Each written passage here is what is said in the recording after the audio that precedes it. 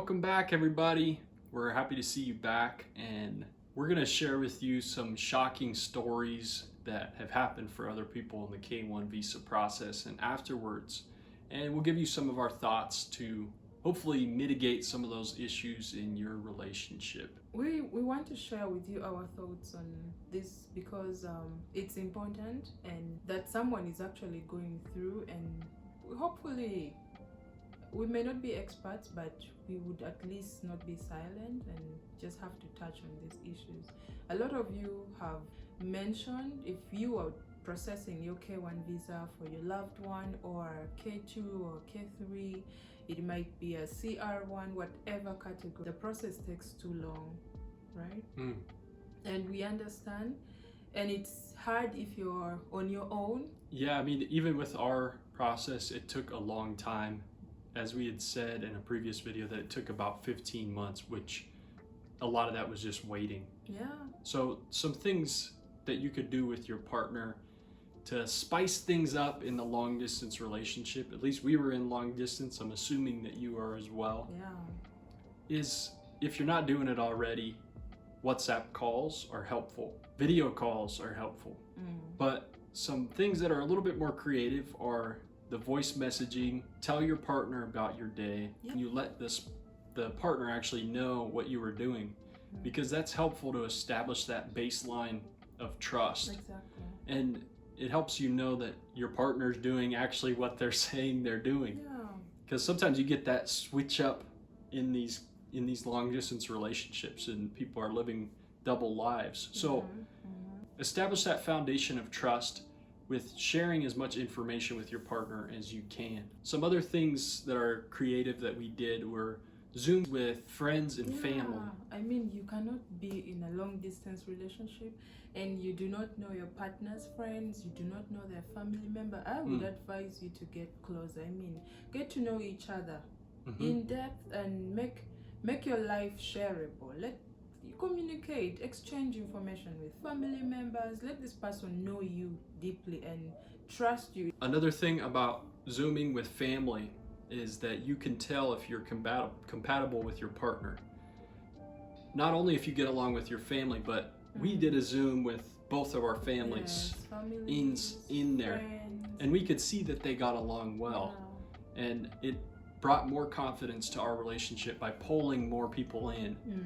And then other people can get on board with you too, because that's a big part of the process. Is, are the people in your community, are they speaking good things about your relationship? Are they speaking negative things about your relationship?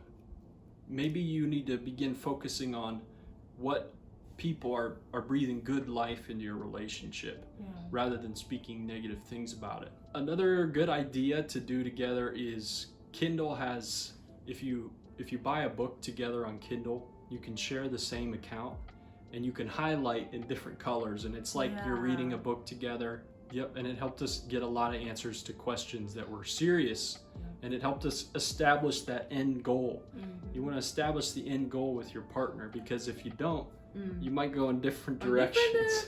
Yes. And then when you come together, you realize that you actually have no things in common.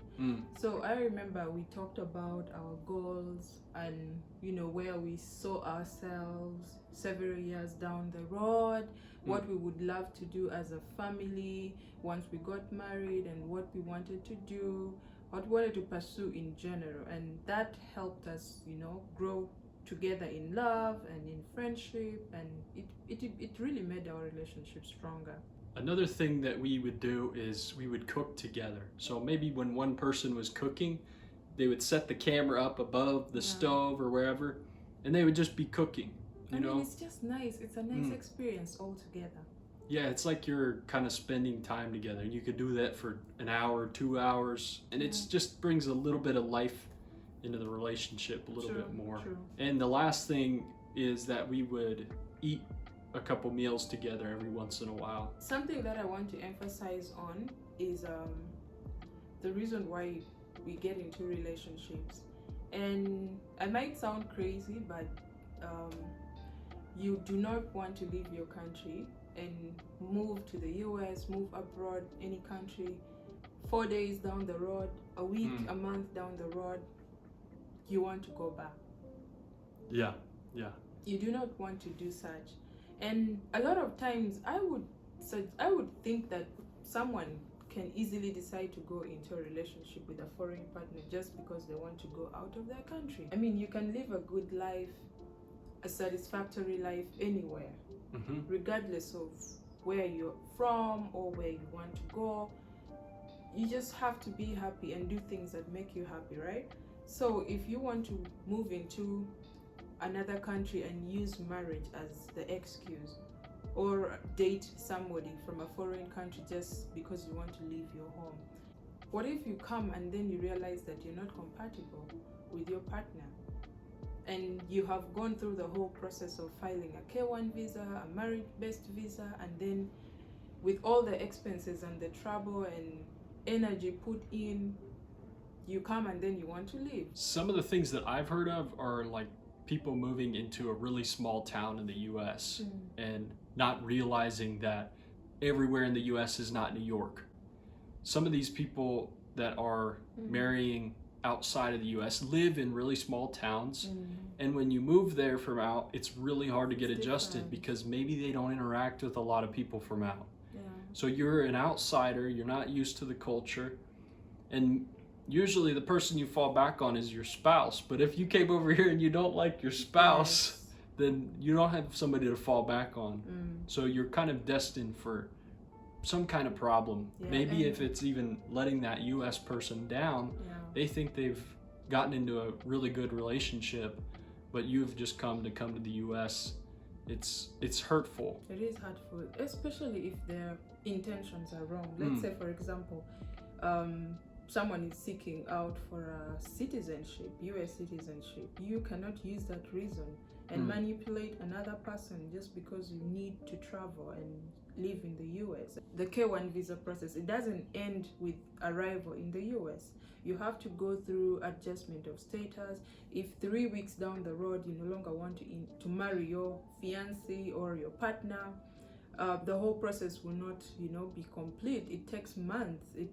It's K1 visa. Getting your visa is just half of the process.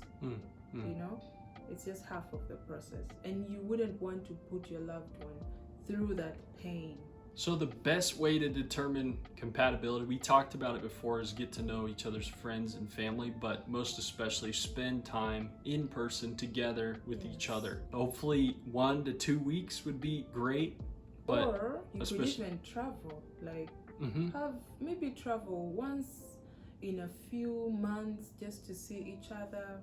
I mean, it's a big decision to make altogether. Yeah, and it's important to know your compatibility because you're going to be going from a long distance relationship into living in the same area. In the same house. Yeah, so that can be good or bad.